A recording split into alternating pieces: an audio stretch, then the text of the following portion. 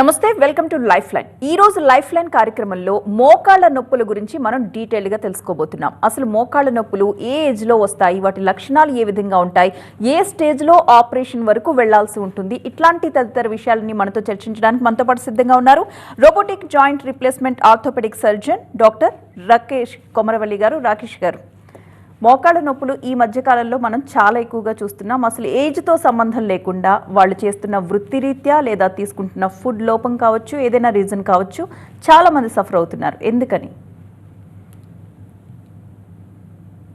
ముందుగా అందరికీ నమస్కారం. మోకాళ్ళ నొప్పులు అనేది ఈరోజు 40 ఏళ్ళ నుంచే స్టార్ట్ అవ్వడం అనేది లాస్ట్ 4-5 ఇయర్స్ నుంచి పోస్ట్ కోవిడ్ నుంచి చాలా కామన్గా చూస్తున్నాము.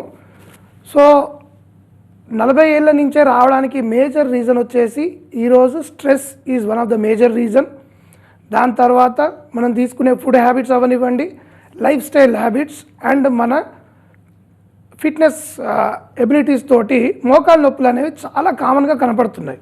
ఇదివరకు అయితే 55-60 ఇయర్స్ పైన వాళ్ళకి మాత్రమే మోకాళ్ళ నొప్పులు వచ్చేవి. సో ఇప్పుడు ఇందాక మీరు అన్నట్టు 40-45 ఇయర్స్లో చాలా కామన్గా కనపడడానికి కారణం అనేది కంప్లీట్లీ స్ట్రెస్ రిలేటెడ్. ఓకే, ఏ ఏజ్ వారిలో మనం ఎక్కువగా గమనించవచ్చు అంటారు?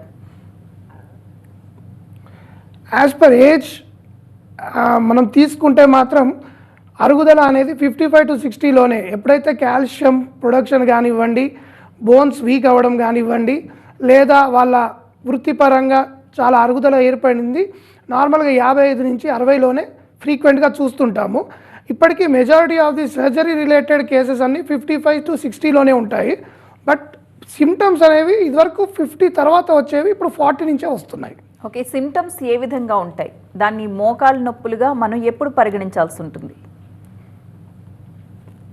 ప్రైమరీ సిమ్టమ్ వచ్చేసి నొప్పి నడుస్తున్నప్పుడు, అంటే జనరలైజ్డ్ వాకింగ్, ఒక 1 కిలోమీటర్ నడిచే లోపే నాకు మోకాళ్ళ నొప్పి వస్తుంది, కాసేపు కూర్చొని ఒక 10 నిమిషాల తర్వాత నడుస్తాను, 10 నిమిషాల తర్వాత నా పని చేస్తాను, లేదా మెట్లు ఉన్నాయి ఇది ఎక్కితే పెయిన్ వస్తుంది అనిపించడము, ఇవంతా కామన్ స్టార్టింగ్ స్టేజెస్లో ఉండే ప్రాబ్లమ్స్. కొంచెం ఎస్టాబ్లిష్డ్ పెయిన్స్ అనేవి నా బేసిక్ పని, అంటే లేచి నేను వాష్రూమ్కి వెళ్ళడము, లేకపోతే నా ఆఫీస్కి వెళ్ళడము, ఇంట్లో నిలబడి ఒక అరగంట వర్క్స్, ఇంటి హౌస్ హోల్డ్ కుకింగ్ అవనివ్వండి, హౌస్ హోల్డ్ వర్క్స్ చేసుకోలేకపోవడం అనేది ఎస్టాబ్లిష్డ్ సిమ్టమ్స్.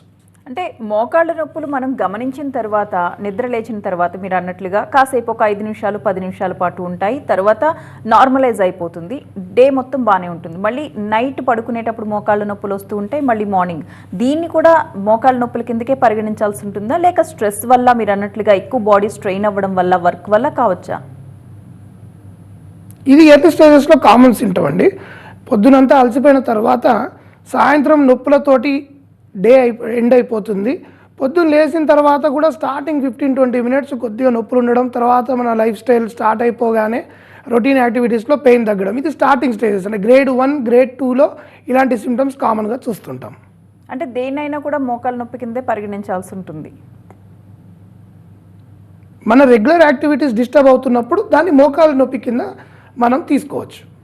ఓకే, ఎలాంటి ఆహారం తీసుకుంటే ఈ మోకాళ్ళ నొప్పులు బారిన పడకుండా ఉండొచ్చు అంటారు? Primarily protein food. ఏ ఫుడ్స్లో అయితే ప్రోటీన్ కంటెంట్ ఎక్కువ ఉంటుందో అది మన మస్కులేచర్ బిల్డ్ అవ్వడానికి హెల్ప్ చేస్తుంది. సో ప్రోటీన్స్ వల్ల మన మోకాలు చుట్టుపక్కల ఉండే కండరాలు కానివ్వండి, తర్వాత మన శరీరం కూడా కండరాలు ఫిట్గా ఉన్నాయి అని అంటే మన మోకాలు తీసుకునే మ్యాక్సిమం బరువుని కండరాలు కూడా తీసుకొని కాస్త డిస్ట్రిబ్యూటెడ్గా పెయిన్స్ అనేవి తగ్గుతాయి.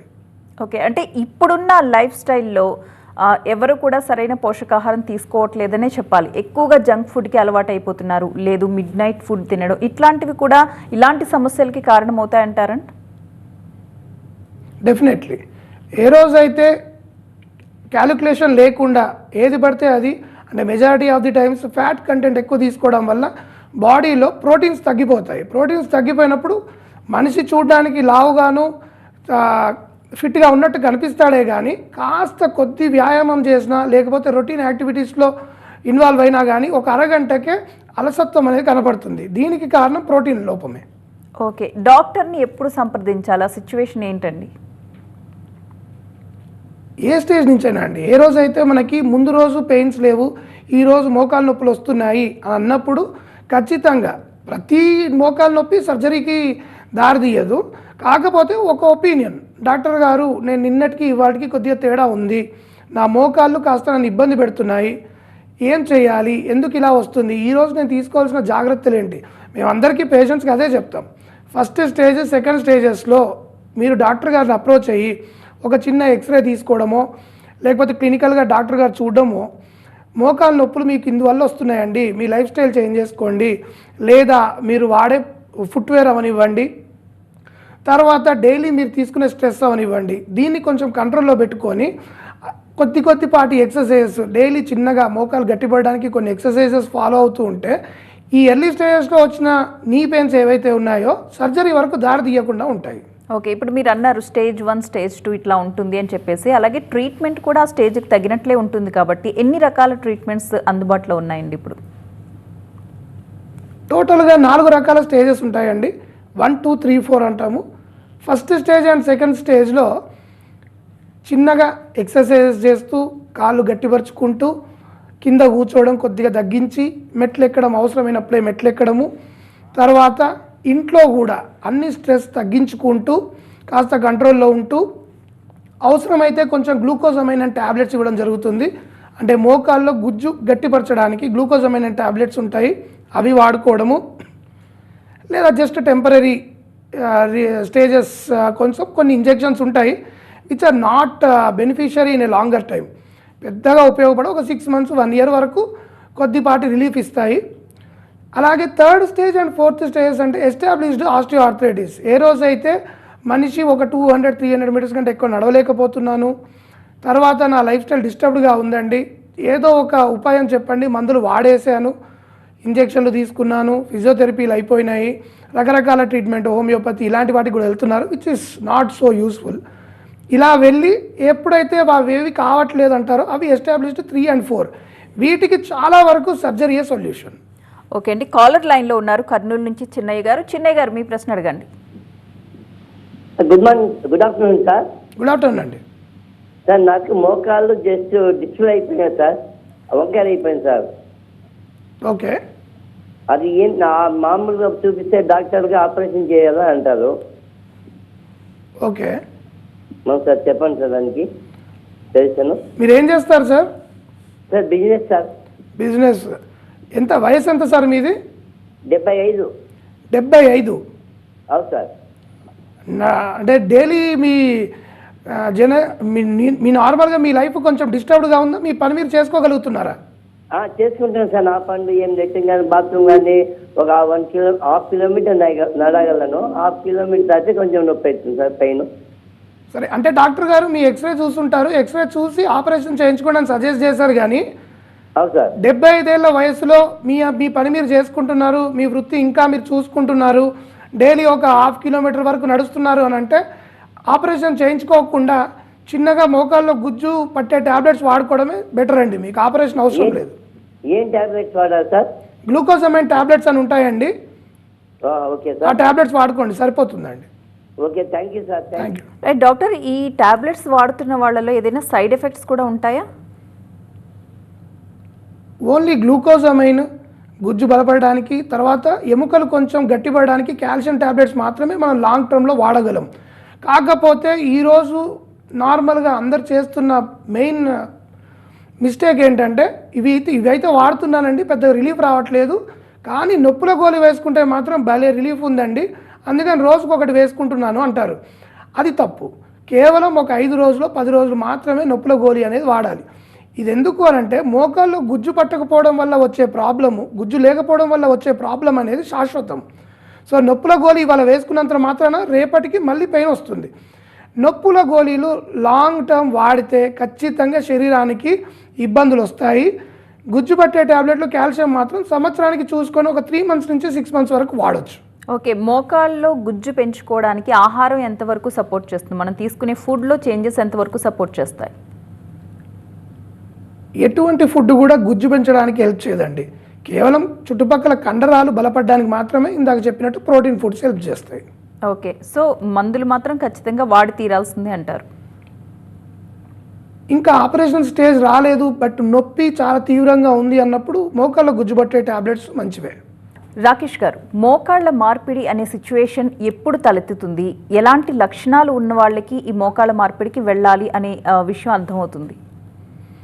ఒక్కసారి చూసి ఎక్స్రే తీసిన తర్వాత రెండు ఎముకలు అంటే తొడ నుంచి వచ్చిన ఎముక, కాలు నుంచి వచ్చిన ఎముక రెండు కలిపి మోకీలు ఎక్కడైతే ఏర్పడుతుందో అవి రెండు అరిగిపోయినాయి, గుజ్జు మొత్తం పోయింది, ఒక ఎముక ఇంకో ఎముకను రుద్దుకుంటుంది, వాటి వల్ల ఇబ్బంది ఏర్పడుతుంది. ఫ్రిక్షన్ వల్ల అక్కడ చుట్టుపక్కలంతా వేడి రావడము, వాపు రావడము, అరుగుదల అయిపోవడం.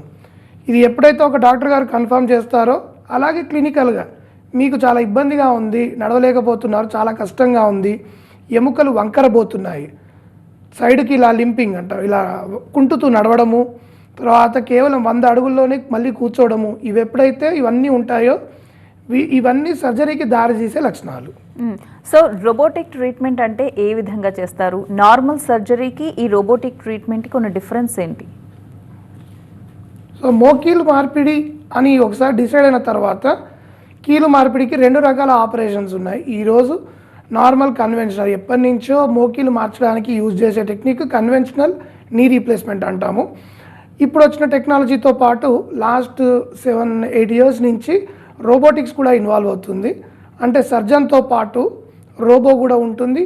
రోబో కూడా ఉండి మోకీల్లో ఏ భాగం బాగా అరిగింది, ఎంత అరిగింది, ఇటువైపు అంటే కుడివైపు ఎక్కువ తీయాలా, ఎడమవైపు ఎక్కువ తీయాలా, ఇంకా కొంచెం ఇటువైపు తీయొచ్చా, తీసిన తర్వాత అంటే సర్జరీ యొక్క ఫైనల్ జడ్జిమెంట్ ఏంటి అని అంటే వంకరతనం అనేది పూర్తిగా పోవడం.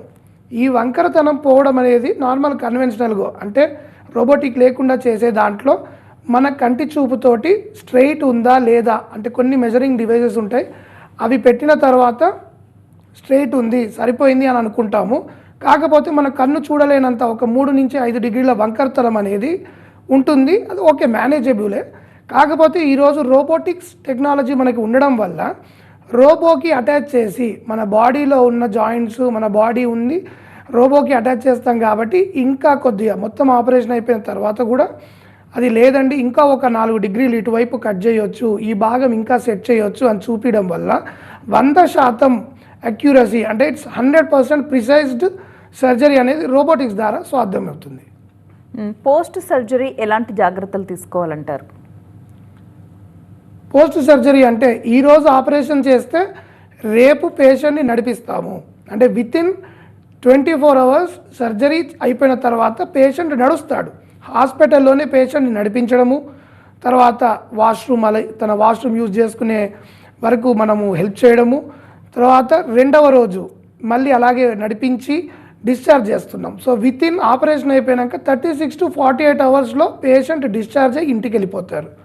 ఇంటికి వెళ్ళిపోయిన తర్వాత ఒక ఫిజియోథెరపిస్ట్ సహాయం కానీ లేదా పేషెంట్కి హాస్పిటల్లో నేర్పించిన ఎక్సర్సైజుల ద్వారా వాళ్ళు ఇంట్లో ఒక 15 నుంచి 20 రోజులు ఆ ఎక్సర్సైజులు అంటే కాలు మడవడము, చాపడము, చుట్టుపక్కల కండ బలపరుచుకునే ఎక్సర్సైజులు చేస్తూ వాళ్ళ కాల్ని వాళ్ళు గట్టిపరుచుకోవాలి. ఇలా చేసిన తర్వాత ఒక 1 మంత్కి డెఫినెట్గా ఒక 1 మంత్ ఫాలోఅప్ డాక్టర్ గారి ద్వారా ఇలా అయిపోయిందండి, లాస్ట్ నెల చేశారు, ఇప్పుడు ఈ నెలకు మళ్ళీ ఫాలోఅప్కి వచ్చామనంటే ఒక డాక్టర్ చెకప్ ఈజ్ మ్యాండేటరీ. ఎలా ఉంది, ఇంకా ఏమైనా ప్రాబ్లమ్స్ ఉన్నాయా, ఇంకా కొంచెం కాలు మడవడం రావాలా, చాపడం రావాలా, ఇంకా మీరు ఏం చేయాలి, ఫుడ్ ఏం తీసుకోవాలని ఒక డాక్టర్ ఒపీనియన్ తీసుకుంటే ఎప్పుడు ఒక డాక్టర్ అండ్ పేషెంట్ రిలేషన్లో ఉన్నప్పుడు సర్జరీ ఈజ్ 100% సక్సెస్. ఓకే, ఈ నీ రీప్లేస్మెంట్ అడ్వాంటేజెస్ ఏంటి అంటే ఏం చెప్తారండి? Main advantages of the knee replacement surgery ఖచ్చితమైన నొప్పి లేని నడక.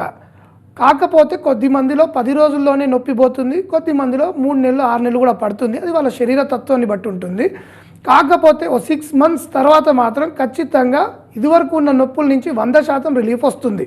అలాగే వాళ్ళ నడక కూడా చేంజ్ అవుతుంది, వాళ్ళ లైఫ్లో వాళ్ళకి కాన్ఫిడెన్స్ పెరుగుతుంది. ఈరోజు నేను ఒక తీర్థయాత్రకి వెళ్ళగలను, ఒక పెళ్ళికి వెళ్ళగలను, నా పనులు నేను చేసుకోగలను, వేరే మనిషి మీద డిపెండ్ అయ్యి నా అవసరాల కోసం డిపెండెన్స్ కోసం ఇంకో మనిషిని పెట్టుకోవడమో పిల్లల్ని ఇబ్బంది పెట్టడమో లేకుండా నా పని నేను చేసుకోగలము అని కాన్ఫిడెన్స్ ఇవ్వడమే ఈ నీ రీప్లేస్మెంట్ ఆపరేషన్. ఓకే, రెగ్యులర్గా చేసే నార్మల్ సర్జరీ కావచ్చు, రోబోటిక్ సర్జరీ కావచ్చు, సక్సెస్ రేట్ ఎంత ఉందండి? ఇప్పటి వరకు ఎన్ని సర్జరీస్ మీరు అటెండ్ అయి ఉంటారు? వారిలో సక్సెస్ రేట్ ఎంత ఉంది? ఎంత కాలానికి పేషెంట్ మళ్ళీ నార్మల్ అవుతున్నాడు? బై గాడ్స్ గ్రేస్ ఈ రోజు వరకు చేసిన కేసెస్ అన్ని సక్సెస్ఫుల్గానే ఉన్నాయి. చెప్పినట్టు patient and doctor relation establishment అనేది చాలా ఇంపార్టెంట్. ఈరోజు సొసైటీలో మిస్ అవుతున్న మెయిన్ పాయింట్ ఇదే. డాక్టర్ గారు కానివ్వండి, పేషెంట్ కానివ్వండి, ఖచ్చితంగా ఫస్ట్ 2 months ఈరోజు మీరు రమ్మన్నారు, ఈరోజు ఇక్కడి వరకు చేయమన్నారు, నేను అది ఫాలో అవుతున్నానండి, దాని ద్వారా నాకు మీరు చెప్పినట్టుగా మూమెంట్స్ వస్తున్నాయి, నొప్పి ముందు ఉన్నంత తీవ్రత లేదు, నడక మారింది అనే ఒక డిస్కషన్ పేషెంట్కి డాక్టర్కి మధ్యలో ఖచ్చితంగా ఉండాలి. అది నేను నా ప్రతి పేషెంట్తో చేస్తాను. అది చేయడం వల్లనే ఈరోజు నేనైనా మా శ్రీకర హాస్పిటల్ అయినా సక్సెస్ఫుల్ అవ్వడానికి మేజర్ రీజన్ అదే. అలాగే దాని తర్వాత కూడా ఈ 2 months 3 months అనేది ఖచ్చితంగా ప్రతి మనిషికి కాదు. ఒక మనిషి 10 రోజుల్లో లేదా ఇంకొక మనిషి 6 నెలల్లో రికవర్ అవ్వచ్చు. కాకపోతే డెఫినెట్లీ వితిన్ 6 months 100% సక్సెస్ఫుల్గా వాళ్ళ లైఫ్ని లీడ్ చేస్తారు. ఓకే, ఎంత ఏజ్ వరకు మోకాళ్ళ మార్పిడి చికిత్సకు వెళ్ళొచ్చు అంటారు? సొసైటీలో ఈరోజు ఉన్న ఇంప్లాంట్స్ ప్రకారం అంటే ఈరోజు 25 to 30 years వచ్చే ఇంప్లాంట్స్ వచ్చాయి లాస్ట్ 10 years నుంచి. సో బాగా తీవ్రంగా ఉంది, నా లైఫ్ డిస్టర్బ్ అవుతుంది అని అంటే 50 years is also a common age now. 45 to 50లో కూడా చేయించుకుంటున్నారు. ఎందుకంటే లైఫ్ డిస్టర్బ్ చేసుకొని ఎప్పుడో 60 తర్వాత చేయించుకోవాలి అనే నోషన్ నుంచి బయటకు వచ్చారు ప్రజలు. అలాగే 80 ఏళ్ళ వాళ్ళు కూడా ఫిట్ ఉన్నాము, నేను ఆపరేషన్ చేయించుకుంటే నాకు లైఫ్ బాగుంటుందండి, నేను ఇలా నొప్పులతో బాధపడలేకపోతున్నా అంటే age is not a matter అండి. పోస్ట్ 85 మాత్రం వద్దని చెప్తాం. ఇంకా 85 తర్వాత ఇంట్లో కాస్త మెడిసిన్స్ వాడుతూ రెస్ట్ తీసుకొని ఎక్సర్సైజ్ తీసుకోండి అని చెప్తాం. ఓకే, చాలామంది ఆపరేషన్ తరువాత కూడా లేచి నిలబడలేకపోతున్నాం అని చెప్తూ ఉంటారు. మీరు అన్నట్లు 6 నెలలు 1 year అయిపోయిన తర్వాత కూడా, రీప్లేస్మెంట్ అయిన తర్వాత కూడా వాళ్ళు లేచి నిలబడే పరిస్థితి ఉంది, వీల్ చైర్ వాడాల్సి వస్తుంది. ఎందుకని వాళ్ళలో ఆ సిచ్యువేషన్? దీనికి కొన్ని కారణాలు ఉన్నాయండి. అవుట్ ఆఫ్ 1000 or 2000 పేషెంట్స్ ఒకరిద్దరు ఇలా అవుతారు. ఏ కండిషన్లో ఆపరేషన్ చేసుకున్నాము, డాక్టర్ గారు చేయించుకోమన్నారా వద్దన్నారా? ఎందుకంటే చాలామంది పేషెంట్స్ నాకు చేసేయండి అంటారు. కాకపోతే ఒక ప్రీ సర్జికల్ చెకప్ అంటే సర్జరీ కంటే ముందు చేసే బ్లడ్ టెస్ట్ అవనివ్వండి, హార్ట్ చెకప్ అవనివ్వండి, కిడ్నీస్ అవనివ్వండి, లంగ్స్ అవనివ్వండి, ఇలాంటి చెకప్స్లో చూసిన తర్వాత మనకి ఇబ్బందులు ఉన్నాయి, ఇవి ఏమైనా చేయించుకుంటే ఆపరేషన్ చేయించుకుంటే వీటి వల్ల కష్టాలు వస్తాయి అనుకునే పేషెంట్స్ని వద్దు అని చెప్తాం. ఏ పేషెంట్కి సర్జరీ చేస్తే బాగుపడతారో, ఏ పేషెంట్స్కి సర్జరీ అవసరం లేదో, లేక సర్జరీ వల్ల ఇంకా కాంప్లికేషన్స్ వస్తాయి అనేది ఖచ్చితంగా డాక్టర్ డిసైడ్ చేయాలి. ఇది చేసుకొని ఎవరికి అవసరం, ఎవరు బాగుంటారో వాళ్ళకే చేయాలి. ఇప్పుడు మీరన్న ఈ వీల్ చైర్ కానివ్వండి, ఇబ్బందులు అవుతున్నాయి అన్న పేషెంట్స్ అందరూ అయితే ఖచ్చితంగా ఫాలోఅప్ చేయకపోవడం, లేకపోతే అదర్ కండిషన్స్ లైక్ విపరీతమైన మధుమేహం కానివ్వండి, బీపీ అవనివ్వండి, ఇవన్నీ పోస్ట్ సర్జరీ కంట్రోల్ చేసుకోకపోవడం వల్ల వచ్చే ప్రాబ్లమ్స్. ఓకే, ఈ లిగమెంట్ ఇంజ్యూరీస్ అంటారు కదా, అంటే ఏంటండి? లిగమెంట్ ఇంజురీస్ అంటే మోకాలు పట్టుతో ఉండడం కోసం 2 ఎముకల్ని పట్టుకొని కొన్ని కండరాలు అనేవి ఉంటాయి. సో ఈ 2 ఎముకలు టుగెదర్గా పనిచేయడం కోసం లిగమెంట్స్ కలిసి పనిచేస్తుంటాయి. ఈ లిగమెంట్స్ ఇంజురీ అవుతే బిఫోర్ 40-50 years అయితే ఆర్థ్రోస్కోపిక్ ఏసీఎల్ రికన్స్ట్రక్షన్ కానివ్వండి, పీసీఎల్ రికన్స్ట్రక్షన్ కానివ్వండి, ఇలాంటి ఆర్థ్రోస్కోపిక్ రిపేర్స్ చేస్తాము. పోస్ట్ 55-60 అయితే మాత్రం అరుగుదల కూడా ఉంటుంది కాబట్టి వాళ్ళు కూడా నీ రీప్లేస్మెంట్కి వెళ్ళొచ్చు. ఓకే, ఈ మోకాళ్ళ నొప్పులు వంశపారంపర్యంగా కూడా వచ్చే అవకాశం ఉంటుందా? అంటే ఆర్థరైటిస్ లాగా మోకాళ్ళ నొప్పులు కూడా? స్పెసిఫిక్ స్టడీస్ అయితే ఏం లేవండి ఖచ్చితంగా వంశపారంపర్యంగా వస్తాయని. కాకపోతే ఖచ్చితంగా మదర్ ఫాదర్కి ఉంది అంటే వాళ్ళ పిల్లల్లో మాత్రం ఇది చాలా కామన్గా చూస్తాము. సో తీసుకోవచ్చు, వంశపారంపర్యంగా కూడా వస్తుంది అనుకోవచ్చు. ఈ మధ్య కాలంలో వస్తున్న వైరల్ ఫీవర్స్ కావచ్చు, చికెన్ గున్యా కావచ్చు, ఇలాంటి వాటికి ఎఫెక్ట్ అయినప్పుడు ప్రతి ఒక్కరు కూడా బాడీ పెయిన్స్తో సఫర్ అవుతూ ఉన్నారు. అందులో భాగంగా మోకాళ్ళ నొప్పులు కూడా వస్తూ ఉన్నాయి. దీన్ని ఏ విధంగా పరిగణించాల్సి ఉంటుంది? అంటే వైరల్ ఫీవర్ కారణంగా వస్తున్న నొప్పులేనా, లేక ఫ్యూచర్లో మోకాళ్ళ నొప్పులు వచ్చేదానికి ఇది సంకేతంగా ఏమైనా భావించాలంటారా? అంటే ఎప్పటి నుంచి మోకాళ్ళ నొప్పులు వస్తున్నాయి, జాయింట్ పెయిన్స్ అవనివ్వండి, మోకాళ్ళ నొప్పులు కానివ్వండి, మీకు జ్వరం అనే ప్రాబ్లం స్టార్ట్ అయినప్పటి నుంచే నొప్పులు వస్తున్నాయి అని అంటే మాత్రం అది ఖచ్చితంగా జ్వరం వల్ల వస్తున్న నొప్పులే. అయితే 1 నెల 2 నెలలు ఆ జ్వరం అనేది కంప్లీట్గా సబ్సైడ్ అయిపోయి తగ్గిన తర్వాత అప్పుడు కూడా ఇంకా నొప్పులు వస్తున్నాయి అంటే అప్పుడు ఒక ఎక్స్రే కానివ్వండి, లేకపోతే వేరే పరీక్షలు కానీ చేయించుకొని అది నార్మల్ నొప్పుల జాయింట్ పెయిన్సా మోకాలు నొప్పుల అనేది రూల్ అవుట్ చేసుకోవాలి. ఓకే, కొంతమంది నిద్రలో కాళ్ళు కదపలేకపోతారు, పట్టేసినట్టుగా ఫీల్ అవుతూ ఉంటారు మోకాళ్ళు, చాలాసేపు ఆ కాళ్ళు మూవ్ చేయడానికి టైం పడుతుంది. ఇది ఏ రకమైన స్థితిగా భావించాల్సి ఉంటుంది? అదేనండి, ఏంటి ప్రాబ్లం ఏంటి అని అంటే మోకాలు అరిగిపోయిన తర్వాత పైన ఎముక కింద ఎముకలోకి అతుక్కున్నట్టుగా అయిపోతుంది. సో ఇది మనకి చాలా రెస్టింగ్ ఫేజ్లో ఉన్నప్పుడు 2 ఎముకలు అతుక్కుపోయిన తర్వాత మళ్ళీ ఒకటేసారి లేవడం కానివ్వండి లేదా ఏదన్నా పని చేద్దాం అనుకున్నప్పుడు ఒకేసారి ఆ జాయింట్ విడిపోకపోవడం వల్ల రాపిడి వల్ల వచ్చే తీవ్రమైన నొప్పులు అవి. ఓకే, అండ్ చాలామంది మోకాళ్ళ మార్పిడికి వెళ్ళాలంటే భయపడుతూ ఉంటారు. మీరు అన్నట్లుగా చాలామంది ముందుకొస్తూ ఉంటారు, మోకాళ్ళ మార్పిడి చేసేయండి అని, పెయిన్స్ తట్టుకోలేని వాళ్ళు. కొంతమంది అయితే అసలు ఆ స్టేజ్లో ఉన్నా కూడా చేసుకోవడానికి భయపడుతూ ఉంటారు. అలాంటి వారికి మీరు ఇచ్చే సలహాలు ఏంటి? మోకాలు నొప్పులకి భయం అనేది అనవసరం. మోకాలు నొప్పులకి 10 ఏళ్ల ముందు భయపడ్డ ప్రజలకి ఇప్పటికీ కంప్లీట్గా ఒక 200 to 300% చేంజ్ వచ్చింది. మోకాలు నొప్పుల ద్వారా ఆపరేషన్ చేయించుకున్నానమ్మా చాలా ఇబ్బంది అయింది అని చెప్పిన వాళ్ళకంటే ఆపరేషన్ చేయించుకొని సంవత్సరం అయింది చాలా బాగున్నాము అనే వాళ్ళే చాలామంది. సో మోకాలు నొప్పుల కోసం ఇంట్లో కూర్చొని ఇబ్బంది పడుతూ రకరకాల ట్రీట్మెంట్స్ తీసుకొని రకరకాల ఇంజెక్షన్స్ తీసుకొని మనీ వేస్ట్ టైం వేస్ట్ చేసుకునే వాళ్ళకంటే ఒక 10-15 రోజులు పోస్ట్ సర్జరీ ఉండే నొప్పులు భరించాలి అనుకొని సర్జరీ కోసం రావడం అనేది ఇస్ ద బెస్ట్ ఆప్షన్. అయితే డాక్టర్, లాస్ట్ క్వశ్చన్, రోబోటిక్ ట్రీట్మెంట్కి ఎంత సమయం పడుతుంది, ఎన్ని రోజులు హాస్పిటల్లో ఉండాల్సి ఉంటుంది, అలాగే ఎన్ని రోజులు బెడ్ రెస్ట్లో ఉండాలి? అంటే నార్మల్ మళ్ళీ వాళ్ళ లైఫ్ స్టైల్ లీడ్ చేసుకోవడానికి ఎన్ని రోజులు బెడ్ రెస్ట్లో ఉండాల్సి ఉంటుంది? ఈరోజు మీకు నీ రీప్లేస్మెంట్ జరిగింది, అది నార్మల్ నీ రీప్లేస్మెంట్ అవ్వనివ్వండి, రోబోటిక్ నీ రీప్లేస్మెంట్ అవ్వనివ్వండి. ఈరోజు ఒక కాలు అయితేనేమో 2 రోజులు హాస్పిటల్లో ఉండి ఫిజియోథెరపీ చేయించేసుకొని ఇంటికి పంపిస్తాము. ఒక 15 నుంచి నెల రోజుల లోపల వాళ్ళ రొటీన్ లైఫ్ స్టైల్ దానికి వచ్చేస్తారు. 2 కాళ్ళు అయితే మాత్రం 4 రోజులు హాస్పిటల్లో ఉంటారు, మళ్ళీ వెళ్ళిపోయి వాళ్ళు కూడా 15 to 25 days అలా ఫిజియోథెరపీ చేసుకుంటారు. ఏ రోజు కూడా బెడ్ రెస్ట్ ఉండదండి. కాకపోతే ఇనీషియల్ డేస్లో వాళ్ళు కాస్త రెస్ట్ ఎక్కువ తీసుకుంటారు, వాకర్ అది పట్టుకొని నడుస్తారు. ఒక 10 రోజుల తర్వాత వాకర్ తీసేసి నార్మల్గా వాళ్ళ నడక స్టార్ట్ అయిపోతుంది. ఒక 20 రోజుల్లో వాళ్ళ యాక్టివిటీస్లో పార్టిసిపేట్ అవ్వచ్చు, మెట్లు ఎక్కడం చేయొచ్చు, బయటికి కూడా వెళ్ళొచ్చు. రైట్ అండి, థ్యాంక్ యూ రాకేష్ గారు. ఇది వాళ్ళ లైఫ్ లైన్. చూస్తూనే ఉండండి TV9.